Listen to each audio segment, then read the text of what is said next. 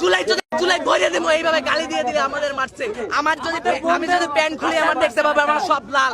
আমাদের কেমন ভাবে মারছে, আমাদের রাস্তায় ফেলাই পারাইছে। আমার বাবা আমাকে অকথ্য ভাষায় গালাগালি করছে, আমাকে গালি দিছে।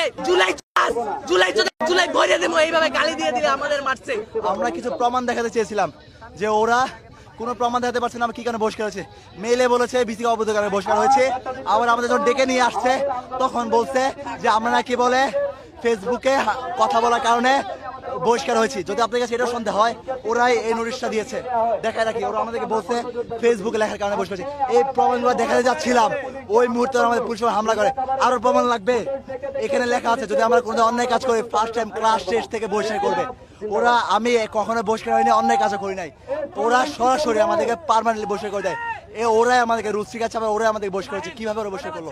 এরপর ওরা সবসময় আমাদের উপর আক্রমণ করে, আমার উপর আক্রমণ চালায়। আমি একজন বহিষ্কৃত শিক্ষার্থী।